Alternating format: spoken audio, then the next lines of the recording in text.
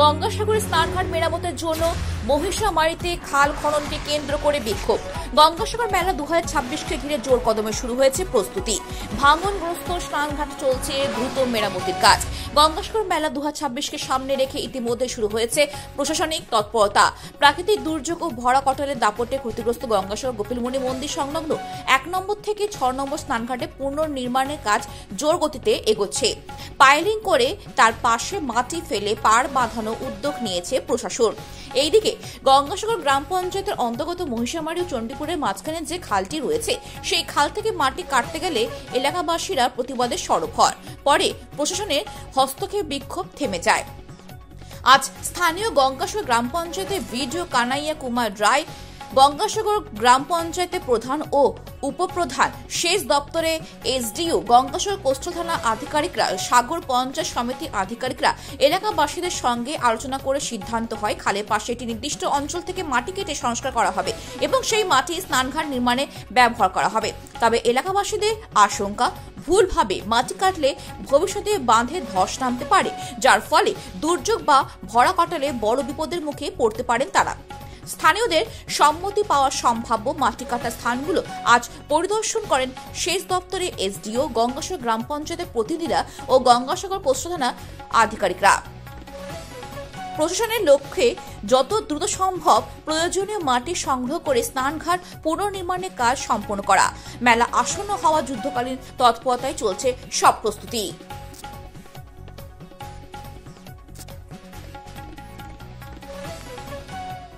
আপনাদের ওখানে সমস্যাটা কি?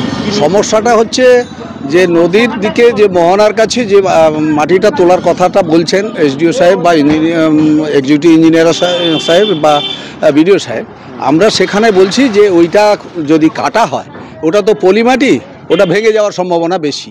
কারণ এখন উত্তরের সময় বোঝা যাচ্ছে না, কিন্তু দক্ষিণের হাওয়া ফুটলে নদী উত্তাল হয়, বিশেষ করে যখন দুর্যোগ হবে সেটা ভেঙে আরও মোহনা থেকে চলে আসবে এদিকে।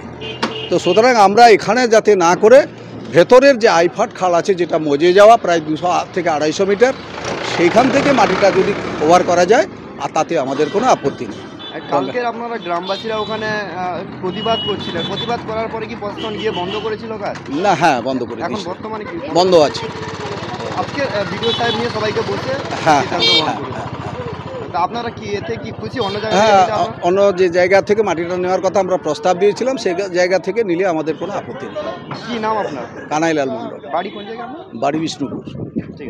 আমরা একটা এলাকাবাসী হিসাবে এখানকার স্থানীয় আমাদের বাড়ি, এখানকার নদীর জলের উচ্ছ্বাসে আমরা আতঙ্কিত। যে কারণের জন্য এই যে মাটি কাটা হয়েছিল আমরা কিন্তু জানতাম না, তা আমরা জানার পরে আমরা সেই কাজের উপরে এসে বাধা দিই।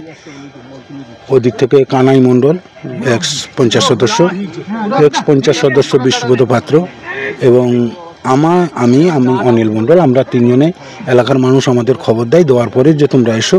আমরা বাংলা বাজারে ছিলাম, সেখান থেকে এসে স্পটে গিয়ে দেখলাম যে অত্যন্ত দুর্ভাগ্যজনক অবস্থায় কাজ চলছে। আমরা সেটাকে প্রতিরোধ করি, অনুরোধ করি যে না, এই মাটিটা নেবেন না, এটা বন্ধ করুন আপনারা। ওনারা কথা দিয়ে গেলেন, প্রশাসন বলে গেলেন ইরিগেশন থেকে বা ওনারা যারা অফিসাররা ছিলেন বললেন যে আমরা ঊর্ধ্বতন কর্তৃপক্ষকে জেনে একটা সিদ্ধান্ত করে আসবে। আমরা বাড়ি চলে এলাম, গ্রামবাসী প্রায় 300-350 মানুষ জুটেছিল সেখানে। আমরা চলে যাওয়ার 1 ঘন্টা পরে প্রশাসন ঢুকেছে। প্রশাসন ঢোকার পরে আমরা ওখানে যাওয়ার পরে সেখানে কেউ ছিল না। পঞ্চায়েত সদস্য প্রভাস মণ্ডল ছিল, রিপ্রেজেন্টেটিভ, তার স্ত্রী সদস্য, এবং তারপরে আমি ওখানে যেতে আমাকে বললো যে হ্যাঁ দাদা, আমার সঙ্গে তো অনেক কিছু কথাবার্তা হচ্ছে, তুমি এসছো যখন কি বলছো শুনো। আমি বললাম ওনারা এসছেন, বলুন, প্রশাসন যেহেতু এসছেন নিশ্চয়ই আমাদের কথা শুনবে। কিন্তু আমার দুর্ভাগ্যজনক প্রশাসন যেন এমন একটা আচরণ করছে, আমরা যেন সমাজ বিরোধী, আমরা যেন এমন খারাপ কাজ করছি এরকম। আমলে স্যার এরকম করবেন না, হ্যাঁ তোমার বাবার নাম দাও, তোমার নাম দাও, নেন কি নেবেন নেন। থানা বড়বাবু নিজে। তাহলে স্যার আমি এই বয়সে আপনার কাছ থেকে আমি এটা আশা করবো না, আমরা বাঁচার জন্য আপনার কাছে এসেছি, আপনি এসেছেন আশা করে এসেছিলাম যে আমাদের সমাধান হবে, আপনি আমাকে এভাবে বলছেন কেন? না আমার উপরে এরকম। আরে যাই হোক বাবু, আমরা চাইছি যাতে আমরা বাঁচার জন্য, আমরা এখানকার স্থানীয় বাসিন্দা, এই মাটি তুললে কতটা ধস যাবে, কীভাবে গণ্ড হবে এটা আমরা জানি। এইসব বলার পরে উনি বললেন যে অ্যাপ্লিকেশান করো চতুর্দিকে। সেই কথাকে আমরা রেখে আমরা কানাইবাবু বিষ্ণুবাবু ছিল না, তারপরে কিছু লোকজন সংযুক্ত জুটে এলো। আমরা এখানে হইচই করে লাভ নেই, আচ্ছা আমরা এক জায়গায় বসি, নারায়ণ মন্দিরে বসে আমরা আলোচনা করি। এখান থেকে আমরা দেখলাম যে আগে আমাদের কিছু করার আগে আমরা নেতৃত্বকে জানাই। স্বপনবাবুকে জানানোর পরে হরিবাবু স্বপনবাবু কথা বলার পরে দুজন আসবে বলেছিল। হরিবাবু তার গ্রাম উন্নয়ন মিটিংয়ের জন্য উনি আসতে পারেনি, স্বপনবাবু এসেছিল একা।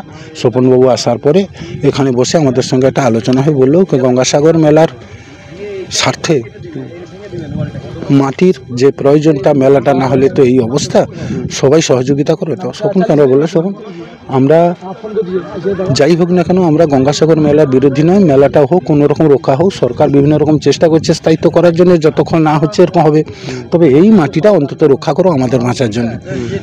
অনেকে বলে বুঝে আমরা একটা প্রপোজাল দিলাম যে এই সুলিশের ভেতরে এই মাটিটা যেটা মজা হয়ে গেছে, এই মাটিটা তোমরা তুলে নাও। এই মাটিটা যেহেতু সরকারি খাল, অতএব আমরা বলছি যে এই মাটিটা তুলে নাও, জলটা সংরক্ষণ হবে আর পলি মাটিটা কেটে খালটাও সংস্কার হয়ে যাবে, মাটিটা হয়তো চলে যাবে, সেটা সার্বিক স্বার্থে। স্বপন বললো দাদা এরকম একটা প্রস্তাব যদি ছিল তোমাদের, আমি আর কি বলবো, খুব খুশি হয়ে গেল যে তোমরা কালকে এসো। এই মুহূর্তে কথা বলছি এমন সময় বিডিও সাহেব ফোন করছে।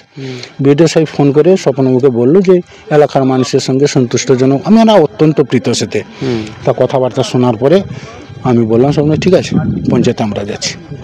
তা আজকের পঞ্চায়েতে গিয়ে বসাবসি করছিলাম, বিডিও সাহেবের কথাবার্তা এবং আমাদের এই পরামর্শে সবাই সাধুবাদ দিয়ে সব কিছু ক্ষোভ যন্ত্রণা ভুলে গিয়ে সবাইকে নিয়ে এসে আমরা এই এসছি। উপপ্রধান সাহেবও এসছে, হরিপদবাবু এসে উনি দেখাচ্ছেন যাতে এই মাটিগুলো, এই মাটি মোজা মাটিগুলো আর ওনারা কেটে নিয়ে যাবেন গঙ্গাসাগর মেলার স্বার্থে। এটা আমরা সহমত দিচ্ছি, আমরা সহমত দিচ্ছি, সহযোগিতা করছি এবং আমরা দাঁড়িয়ে যতটা সহযোগিতা করে মাটিটা যায় কোনো সমস্যা না হয় তার জন্য আমরা বদ্ধপরিকর। কি নাম আপনার? আমার নাম অনিল মণ্ডল, বাড়ি এই পাশেই।